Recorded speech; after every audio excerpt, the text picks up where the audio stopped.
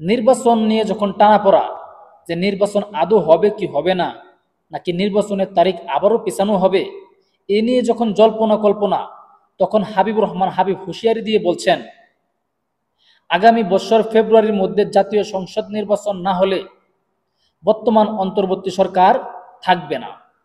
তাহলে কি বিএনপি মাঠে নামবে, লড়াই করে আন্দোলন করে এই নির্বাচন আদায় করে নেবে এই অন্তর্বর্তী সরকারের কাছ থেকে?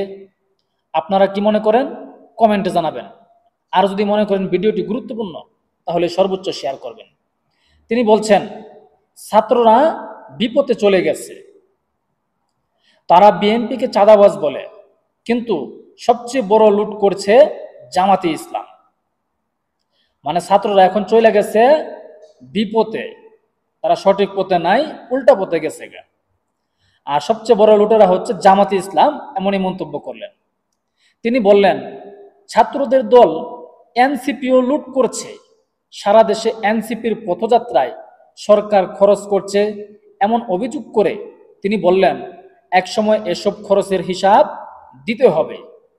ছাত্রদের এত টাকা ও গাড়ির বিষয়ে দুদকের তদন্তের দাবি জানান হাবিবুর রহমান হাবিব। ছাত্ররা যে পথযাত্রা করতেছে, এদের সভা সমাবেশ করতেছে, এই টাকাগুলা কোথায় থেকে আসতেছে? এই যে কোটি কোটি টাকার গাড়ি দিয়া তারা চলাফেরা করতেছে, এত বড় গাড়ি বহর নিয়ে যায়, এই গাড়ি কোথায় পেল? এটা তদন্তের জন্য এই হাবিব দুদককে আহ্বান জানিয়েছে। তিনি আরো বলেন, স্বাধীনতা বিরোধী পাকিস্তান পেতাত্তারা, রাজাকারেরা এখন সংবিধান, জাতীয় পতাকা ও জাতীয় সঙ্গীত নিয়ে জাতিকে বিভ্রান্ত করছে। সংবিধান নিয়ে তারা কথা বলতেছে, এই কথাটা কিন্তু ফজলু কাকুও বলছিল যে সংবিধান কি নজরুল সাহেব বুঝেন নাই? সংবিধান কি এরাই বুঝে সংবিধান ছিঁড়ে ফেলে দিবে, নতুন সংবিধান লিখবে? বিএনপির প্রতিষ্ঠাতা সাবেক রাষ্ট্রপতি জিয়াউর রহমান ও দলের ভারপ্রাপ্ত চেয়ারম্যান তারেক রহমানকে নিয়েও কটূক্তি ও স্লোগান প্রত্যাহার করতে এনসিপির নেতা কর্মীদের প্রতি আহ্বান জানান বিএনপির এই নেতা। রাষ্ট্রপতি জিয়াউর রহমান এবং বর্তমান ভারপ্রাপ্ত চেয়ারম্যান তারেক রহমানকে নিয়ে যেসব কূটনৈতিক কথাবার্তা বলে, যেসব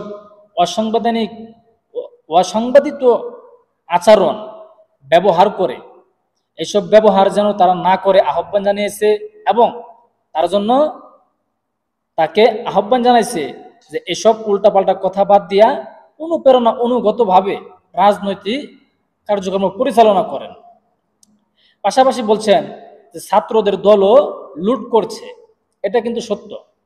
বিভিন্ন সময় বিভিন্ন জায়গায় দেখা যায় যে ছাত্ররা চাঁদা নিয়ে ধরা খাইছে, লুটপাট করতে গিয়ে ধরা খাইছে, মব করতে গিয়ে ধরা খাইছে। এই যে কয়েকদিন আগে গুলশানে রিয়াদ নামে একটা সমন্বয়ক ছেলে 50 লক্ষ টাকা চাঁদা আদায় করতে গেছিল, চাঁদার দাবিতে গেছিল, তখন সে কিন্তু সেখানে ধরা খাইলো, সিসিটিভির ফুটেজে ধরা খাইলো, পুলিশের হাতে দিছে, এখন পুলিশের কাস্টডিতে সে আছে। তাহলে এনসিপিও তো চাঁদাবাজি করতেছে, তাহলে এই দেশ কাদেরকে দিয়ে সামনে চলবে?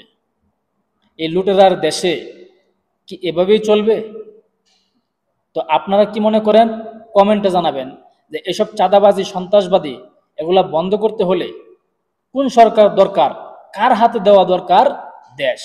নাকি এভাবেই চলবে আমাদের জীবন?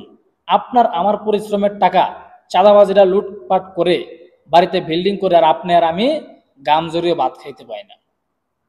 তো দেখা যাক সরকার কি পদক্ষেপ নেয় এবং বিএনপির এই নেতার বক্তব্যে এনসিপি কি প্রতিক্রিয়া জানায়। অপেক্ষায় থাকুন। আসসালামু আলাইকুম।